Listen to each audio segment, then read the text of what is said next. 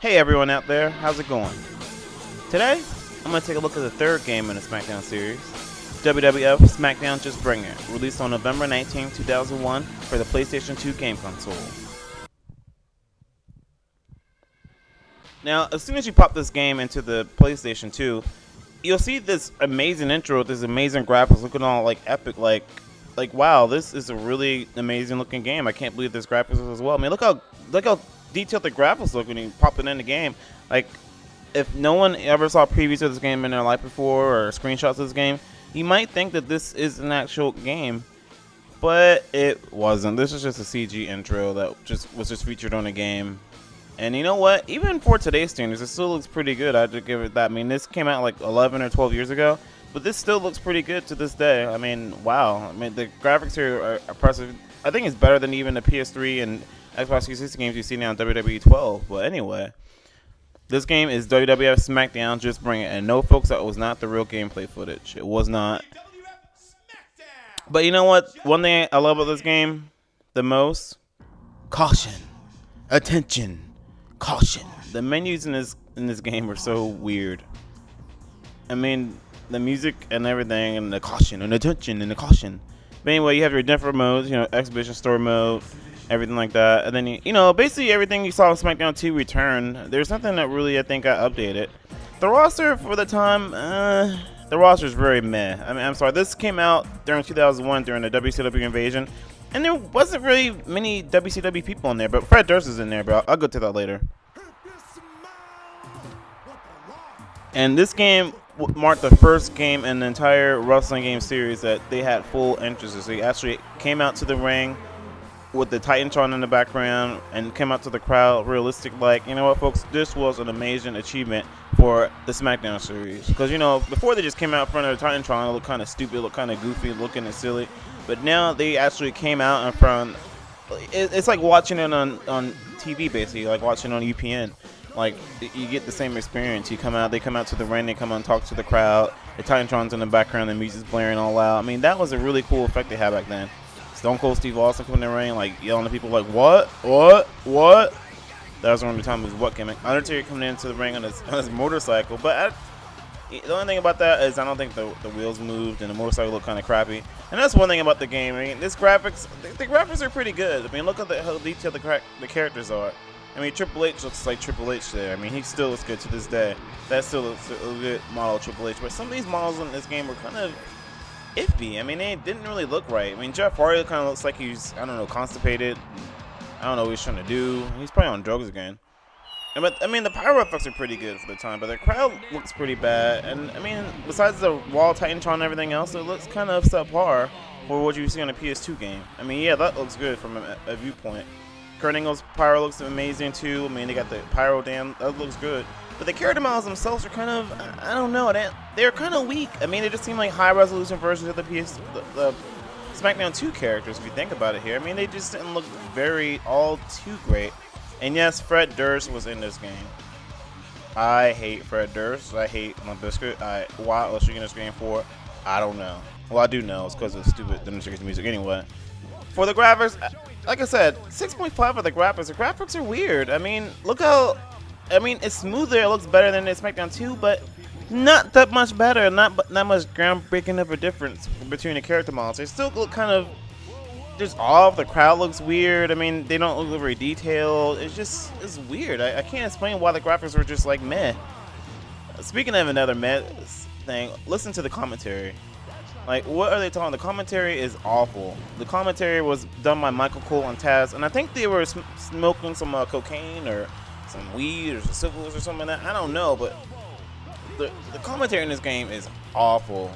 And for that, I gotta give Sam 4.5. I mean, what were they doing? I mean, you get some lines like The Rock was great the other day, or Stone Cold Steve Austin lost the match. And it's just, it sounds goofy. It sounds off. It just doesn't sound very good. I don't know why they even thought about that. But anyway, I mean, all the basic modes return. TLC match is back. Well, it's kind of glitchy still, but for some reason, but whatever.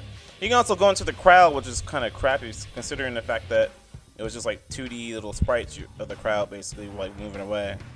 The Hell in a Cell was back again, and also, by the way, Taz had commentated his own match, so it was this is a weird game. Also, you can run people over, and they would totally not even bother selling it backstage. But one cool thing about this game I will have to say is that this game it's the only game in the series that had 8-man matches, 8-man battle royals. That was amazing for the time, and even for today, it's still amazing. Why can't we have 8-player matches today when we're only limited to 6 on the newer systems like the GameCube, the PS3, the Xbox 360?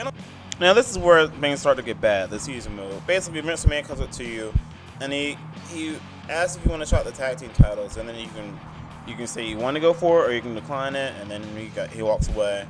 And then for the next Raw show, someone's in the ring talking about how they want to, win the championship. And then the person that you selected comes out and interrupts him, and then he talks trash on the mic, or you can interrupt him. And then you have a match on Raw, and then you have a match on SmackDown, and then you're suddenly thrown into WrestleMania 17. And then that's the whole season mode. I kid you not, the season mode is 3 matches long. And you also have some weird backstage thing you can do, and you can run backstage, and you can go to Times Square to WWF New York if you want to. But the season mode was 3 matches long. So that season mode 2.5, what were they thinking? Why? And you had to basically do it to unlock a bunch of stuff with the cards. I don't know. The season mode in this game was just awful. I gotta tell you that right now. Don't ever buy this game for a season mode. You'll be done with it in an hour. Anyway, Career Wrestler mode comes back. It looks pretty good. I think it looks better than ever, actually. Well, I mean, for the time being, it still looked bad. You had your options. You can do everything you want to. You also could do creative moves. You can preview the moves. Here's The Rock doing a worm for some reason. And you also have some funny, exit taunts like The Rock falling off the top of the ring. Like, yeah, if you smell, he's on a download, dude. Anyway, SmackDown Just Bring It was weird. It was a weird game. I don't even know if I can call it good. It was just weird. I mean, it felt like SmackDown 2, but like with higher resolution, but it had like these weird things, like it had the season mode that was supposed to be epically awesome, but it was like 3 matches long, and then I don't know, you can fight in the crowd, but the crowd was 2D. You had commentary, but the commentary consisted of weird quirks such as Stone Cold Steve Austin has a great Stone Cold Stunner, and it made no sense. It was weird. It felt like I was disappointed when I popped this game in. I'm like, this is supposed to be WWF on PS2, the next generation system, and it just felt like it was done like 5 years ago on a 64. It didn't feel very epic at all to me. It didn't feel very great. I don't know why I even enjoyed this game at the time, but you know what, folks? It was something to play, and you know what? I think that THQ really redeemed himself the year after that. After they released WWF SmackDown Shut Your Mouth, which I'll talk about in the next review. And here's Taz calling him Taz Mission on himself again. Anyway, the pros of this game: fast, fun gameplay retained from SmackDown 2. Full wrestling entrances. The call mode was still very deep. 8-man battle royals. Bring it back, THQ! And also a ton of backstage years. They really had a lot of them. Think about it. Cons, meh graphics. The season mode was awful. 3 matches long. What the hell? The commentary was a joke. I mean, seriously. The Rock, oh my god. The roster wasn't that great. There was no WCW Invasion people there. Fred Durst. Nothing really was new to the table. It felt much like SmackDown 2, but worse. And the backstage areas weren't very interactive. So my final review of Just Bring It is a 6.5. I mean, the game was just... It was odd. It was weird. And it wasn't very good, but it wasn't very bad. But it was just... a decent game. That's all I can say about it. Anyway, our next review, WWE SmackDown Shut Your Mouth, a game that felt like the new game for the PlayStation 2 for WWE games. Good night, everybody.